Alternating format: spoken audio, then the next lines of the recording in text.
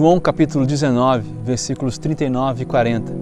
Nicodemos, o homem que tinha ido de noite a Jesus, veio também, trazendo cerca de 34 quilos de perfume próprio para embalsamar, feito com mirra e aloés. E os dois juntos enrolaram o corpo de Jesus em um pano de linho comprido, cheio desses perfumes, como é o costume judaico para o sepultamento. Hoje eu quero convidar você para a gente pensar um pouquinho sobre destino. E por que a história de Nicodemos tem a ver com esse assunto? Bom, a gente precisa primeiro entender que a história de Nicodemos começa lá atrás, no capítulo 13 de João.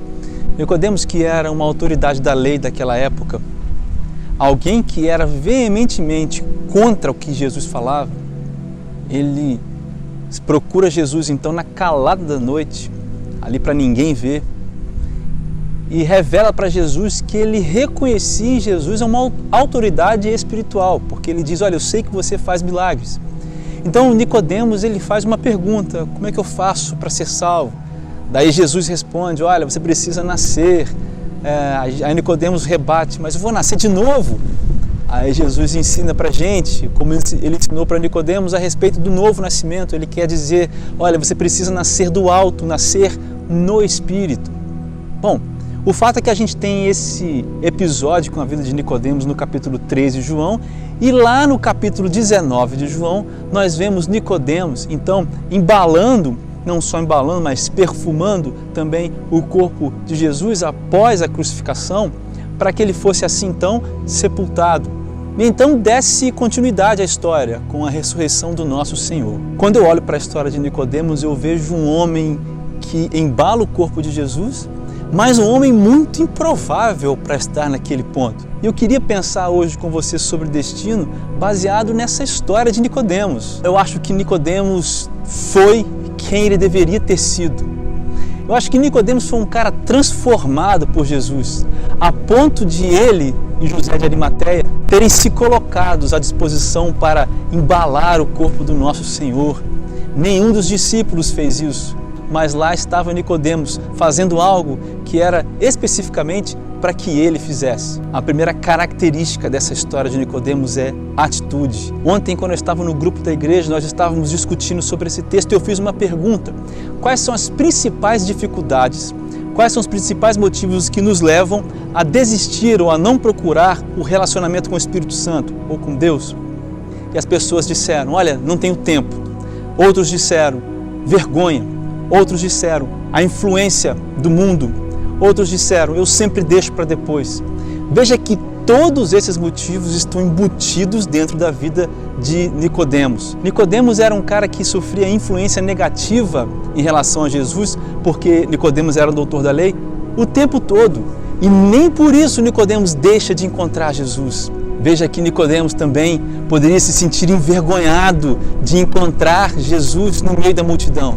Mas ele dá um jeito de encontrar Jesus.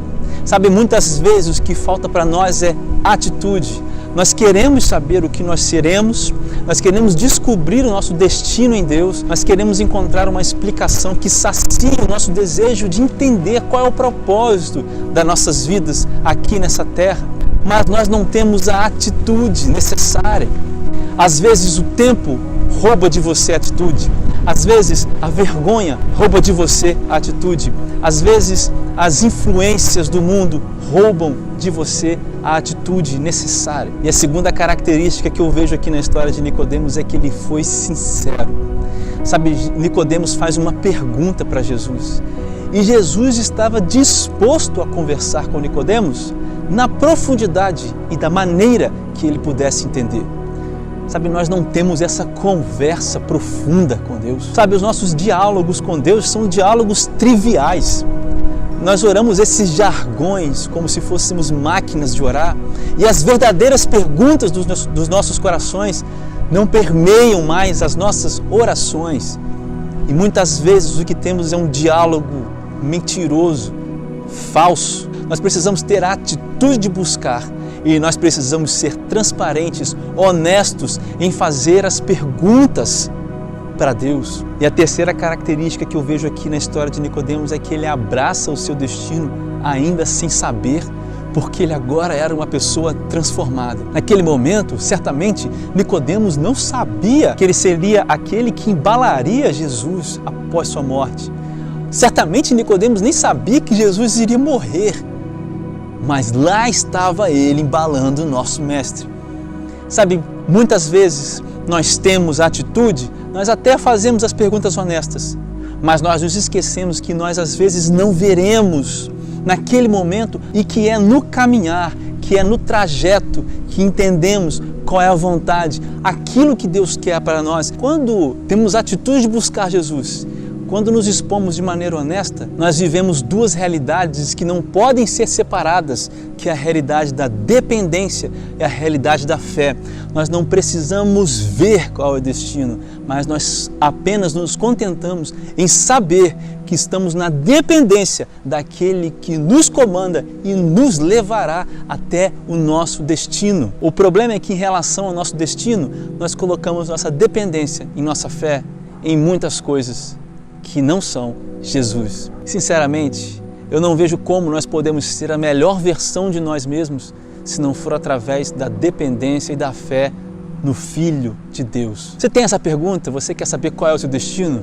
Primeiro, tenha a atitude de buscar o Senhor. Chega de dar desculpas de tempo, chega de dar desculpas de vergonha, de influência. Chega. Pule a janela à noite, se for preciso, mas busque o Senhor. Sabe, atravesse as barreiras que forem necessárias, como Nicodemos fez, mas tenha a atitude de buscar. E quando você fizer isso, seja honesto, faça as perguntas que estão no seu coração, faça de maneira verdadeira. E terceiro, seja transformado por Jesus a ponto de ter toda a sua dependência e toda a sua fé depositados nele, para que você encontre o seu destino. A minha oração é que eu e você, a partir de hoje, possamos caminhar de fato na direção do destino que o nosso Senhor tem para nós. Deus te abençoe.